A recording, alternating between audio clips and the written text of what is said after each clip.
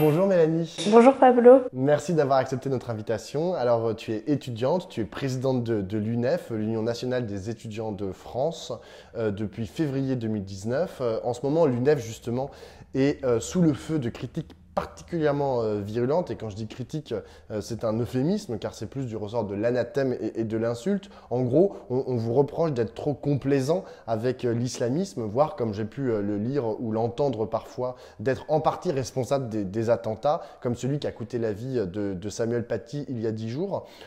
D'après toi, sur quoi sont fondées ces accusations? Pourquoi l'UNEF est dans le collimateur du gouvernement, de la droite et de l'extrême droite? Je pense que l'UNEF est dans le collimateur du gouvernement pour plusieurs raisons. Déjà pour les prises de position qu'on a eues par le passé, qui sont à notre sens totalement légitimes. Je veux dire, on ne cesse de défendre la laïcité, c'est un principe auquel on est très très attaché. Et on est très attaché à la laïcité de 1905. Et donc tout ce que dit la loi de 1905, pas seulement une partie. Et notamment, par exemple, on sait que là, il n'y a pas longtemps, on a notre vice-présidente qui était à l'Assemblée nationale, qui a été auditionnée et qui a à la suite de ça il y a eu une tentative d'humiliation en fait, tout simplement parce qu'elle porte le voile. Donc ça, par exemple, je pense que ça peut être un des éléments. Sauf qu'elle avait totalement droit d'être là. Et au contraire, justement, si on exclut maintenant une part de nos citoyens qui ne peuvent même pas rentrer à l'Assemblée nationale pour raconter leur quotidien, je vois pas trop où est-ce qu'on va. Et puis au-delà de ça, je pense que c'est aussi parce que l'UNEF reste un syndicat étudiant on représente les étudiants. On sait très bien que les étudiants c'est un peu la bête noire du gouvernement je pense qu'ils saisissent aussi l'occasion pour essayer d'affaiblir ceux dont ils ont peur. Ils ont peur pas forcément dans le sens qu'on ferait une mobilisation massive de tous les étudiants. On sait très bien que là on est en pleine épidémie. Les étudiants ils ont plein de sujets, voilà. Non, ils ont peur aussi parce que l'UNEF ça représente la société de demain. C'est-à-dire qu'on représente les jeunes. Donc, il y a quand même une grande partie des jeunes qui sont d'accord avec ce que peut dire l'UNEF. Et c'est pour ça qu'ils s'attaquent à nous. Et c'est totalement lâche, en fait, de faire les choses comme ça. Et au contraire, ça ne fait que stigmatiser encore plus, non seulement les musulmans, mais aussi la jeunesse qui se reconnaît dans les positions de l'UNEF. Mais justement, sur ce sujet, vous avez quoi comme remontée de la part à la fois des étudiants et des militants de l'UNEF? Est-ce qu'il y a une unité sur le sujet ou est-ce qu'il y a des fractures aussi au sein de l'UNEF? Au sein de l'UNEF, il n'y a pas du tout de fracture sur ce qui se passe en ce moment. On est vraiment tous choqués d'être accusés de complicité intellectuelle de terrorisme. Enfin, c'est quand même particulièrement grave. On est choqués d'être accusés d'être infiltrés par les frères musulmans parce que tout le monde sait que ce n'est pas le cas. Et donc, il y a quand même on fait front ensemble. Alors, dans l'UNEF, il y a plein de débats. On est même organisé, on a un système en tendance pour permettre les débats. Il n'empêche que tout le monde est d'accord sur le fait que ce qui se passe en ce moment est scandaleux. Tout le monde est aussi d'accord pour défendre la laïcité de 1905, sans oublier que c'est le droit de croire et de ne pas croire, et c'est pas simplement la neutralité du service public, c'est les trois éléments. Donc ça, c'est des éléments qui sont vraiment très importants pour nous. Chez les étudiants, alors il y a toujours des débats, bien sûr. Il y a une partie des étudiants qui sont d'extrême droite, qui vont au contraire soutenir des choses avec lesquelles on ne va pas du tout être en accord. Par contre, l'immense majorité des étudiants et des jeunes se reconnaît dans nos positions. Et on l'a vu, je veux dire, on a pu faire plusieurs choses. Déjà sur la question de la laïcité, depuis plusieurs années, à chaque fois qu'il y a un attentat, on organise aussi des choses sur les universités. Après Charlie Hebdo, on avait organisé des murs d'expression sur les universités, qui avaient été quand même plébiscités. Après les attentats du 13 novembre, on avait organisé des opérations locales ouvertes, parce qu'on avait des étudiants qui avaient été choqués, puisque certains avaient perdu aussi des amis lors des attentats. Voilà, et on a aussi organisé des choses sur la lutte contre le racisme, sur la question de l'islamophobie, et ce qu'on a vu aussi quand on menait campagne sur les campus contre le racisme, justement à l'université par exemple, on a été très très bien accueillis par des étudiants qui ont dit « Ah enfin, on parle de ce sujet ». Quand cet été, on a sorti une enquête sur la question des discriminations dans l'enseignement supérieur, c'est pareil, ça a été très bien accueilli. Et puis surtout, à chaque fois qu'on a une étudiante qui porte le voile, qui se fait exclure de son cours parce qu'elle porte le voile, que ce soit un cours de sport comme à Lille il n'y a pas longtemps ou en cours, vraiment, on a une indignation des étudiants. Parce qu'en fait, tout simplement, on est côte à côte dans les amphis, et donc on ne comprend pas pourquoi on ne pourrait pas continuer à avancer ensemble. Quand on est à l'université, on a notre liberté de conscience, je pense qu'on est tous capables de faire des choix, ça c'est quelque chose de très important aussi. Alors, tu l'as dit tout à l'heure, on vous fait aussi le procès d'être infiltré, en fait, comme l'université d'ailleurs, on fait le même procès à l'université, d'être infiltré par les frères musulmans et par une idéologie islamiste. Ça a été encore le cas hier où tu étais à une émission sur France Culture qui s'appelle Signe des temps avec un journaliste, Marc Weitzman, qui était particulièrement virulent à ton égard sur ce sujet-là. J'imagine bien que ces accusations, elles sont totalement infondées d'être infiltré par les frères musulmans. Mais est-ce que à l'UNEF, vous portez un regard particulier en fait il a beaucoup parlé, par exemple hier, le journaliste, de vos liens avec des associations de jeunesse confessionnelle. Est-ce que pour vous c'est un problème ou pourquoi est-ce qu'il y aurait un problème en fait pour vous en tant que syndicat étudiant de dialoguer ou de mener des actions ou de signer des tribunes communes avec des associations confessionnelles? Bah, au contraire, nous, donc on est un syndicat étudiant. En tant que syndicat, on est laïque, effectivement, ce qui signifie pas que nos membres doivent s'appliquer à la neutralité qui est due au service public et pas aux citoyens. Mais en tout cas, on est un syndicat laïque. Par contre, sur les campus, il y a des associations confessionnelles et on parle des étudiants musulmans de France, on parle d'associations juives, mais je veux dire, il y a aussi des aumôneries sur les universités. Il y a des aumôneries qui obtiennent des locaux dans certaines, qui sont fournis par certaines universités pour faire leur action d'association. Donc, nous, on travaille avec tous les représentants du milieu étudiant. Donc, il y a des associations avec lesquelles on travaille, et parmi celles-ci, il y a des associations confessionnelles. Et effectivement, pour nous, c'est pas un problème de travailler avec des associations confessionnelles à partir du moment où on fait la différence entre ce qui est porté par ces associations, ce qui est porté par nous. Et puis au-delà de ça, ces associations ne font pas de prosélytisme. Ce sont des associations qui représentent les étudiants d'une certaine religion. Donc à partir de ce moment-là, c'est normal de discuter avec des représentants d'une partie des étudiants. Pour nous, c'est légitime, et surtout, en fait, qu'est-ce qui se passe? On agit ensemble quand on est d'accord. Par exemple, en ce moment, on est dans une situation de grande précarité des étudiants. La situation est vraiment critique. On a une augmentation du coût de la vie cette année de 3,69%. C'est notre plus forte augmentation depuis 8 ans. Et il faut agir. Par exemple, les étudiants musulmans de France dont on parlait hier sur France Culture, ils organisent des distributions alimentaires. Donc, sur une action de distribution alimentaire, effectivement, c'est possible qu'on travaille ensemble. Et c'est sur ces éléments-là, en fait, où nous, on pense que c'est important de travailler avec tous les représentants du milieu étudiant. Et encore une fois, je pense que le problème, c'est que les accusations en infiltration par les frères musulmans sont d'autant plus problématiques que dans les universités, pour être une association, il faut être reconnu par l'université. Donc l'université doit nous permettre d'être reconnus sur les campus. Donc on travaille avec des associations qui sont reconnues par les universités. Donc à partir de ce moment-là, c'est un peu compliqué de nous reprocher des choses dont, encore une fois, on n'a aucune preuve, rien de tangible qui expliquerait tout ça.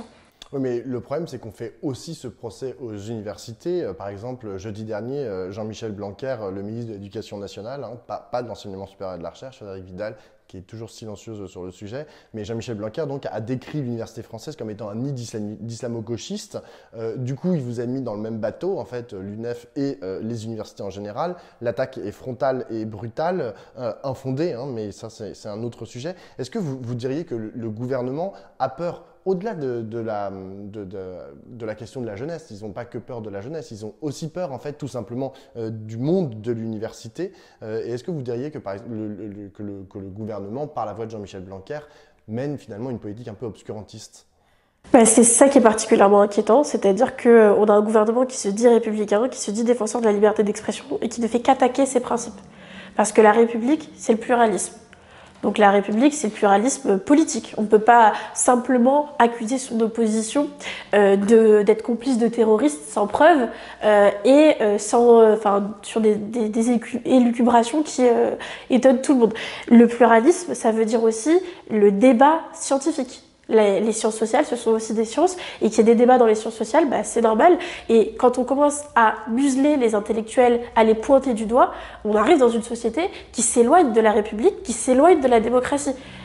Quand on parle de la République justement qu'on défend, c'est celle du peuple, que le peuple qui porte ses aspirations et qui sont censés être défendus par les dirigeants.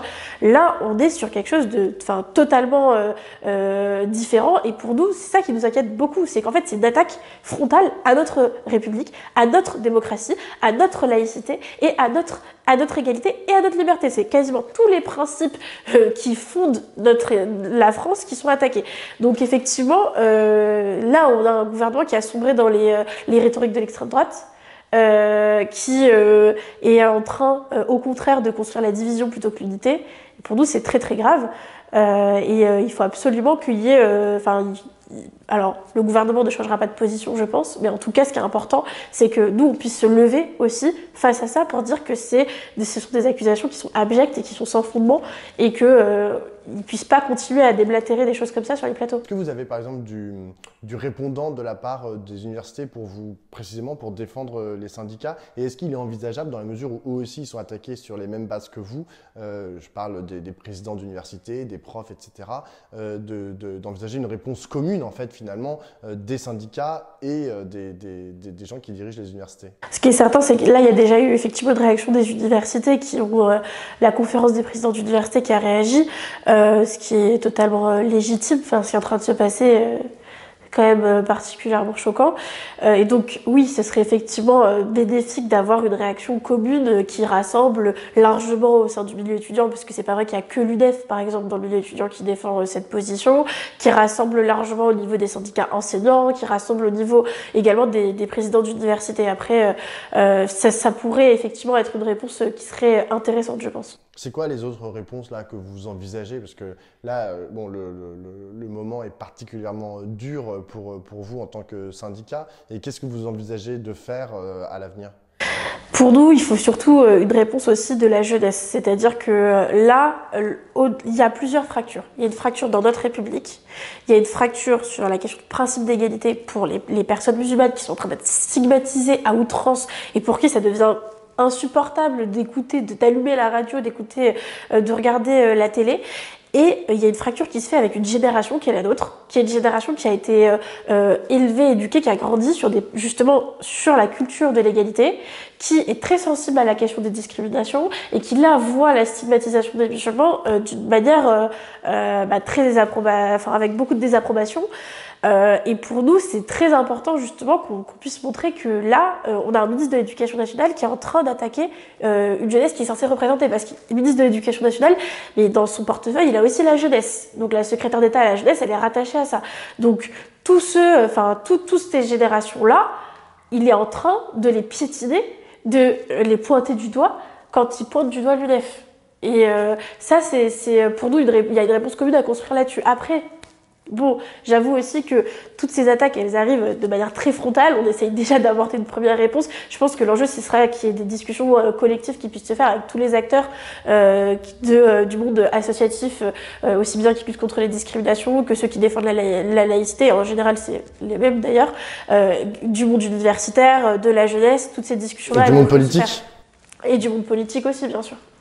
Alors, il y a un autre sujet, tu en as un peu parlé en ce moment, enfin, il y a un autre sujet qui est très important en ce moment, c'est le sujet de la crise du Covid, qui est particulièrement alarmante, qui met les étudiants dans une situation particulièrement alarmante. Les universités, notamment, seraient des clusters très importants. C'est quoi la solution de l'UNEF? Qu'est-ce que vous proposez, en fait, pour répondre à cette urgence-là? Pour nous, il y a plusieurs choses. Déjà, il y a une rentrée qui a été très mal préparée par le gouvernement, pas par les universités, parce que pour le coup, elles ont vraiment travaillé pour pouvoir répondre à la situation, mais il y avait tellement peu de consignes, tellement pas de moyens pour mettre en place, faire face à une situation exceptionnelle que c'était compliqué. Donc, bon, une rentrée catastrophique qui a des impacts aujourd'hui.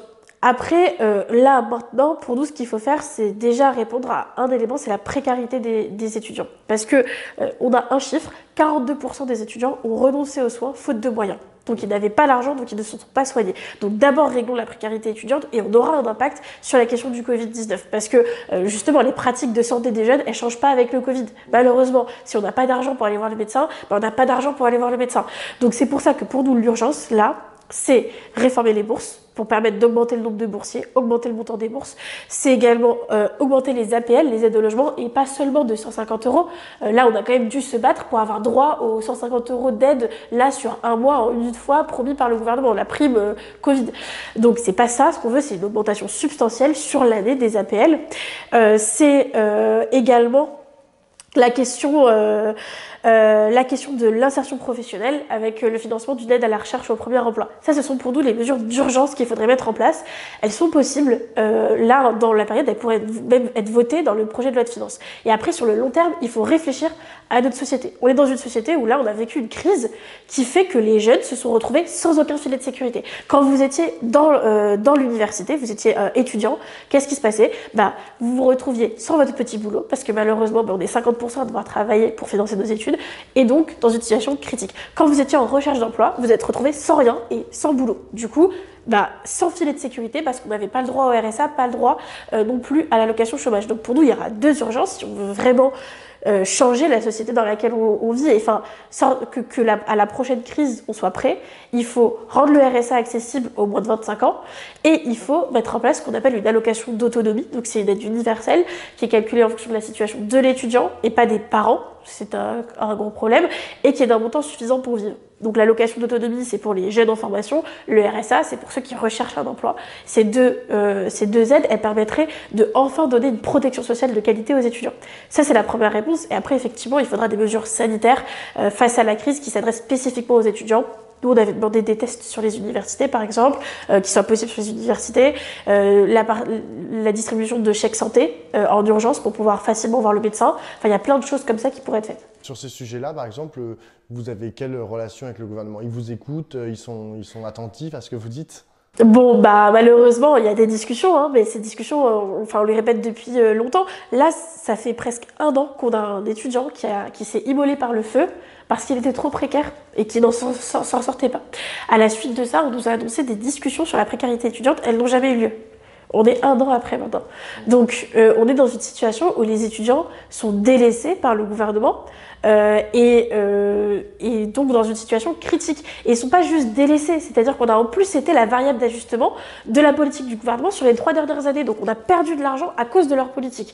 Et maintenant, on nous aide pas. Donc là, c'est vraiment une situation critique. Et malgré le fait qu'on peut parler, etc., voilà, il n'y a aucun fonds qui est débloqué pour réellement faire avancer les choses. Donc, la situation stagne et s'aggrave.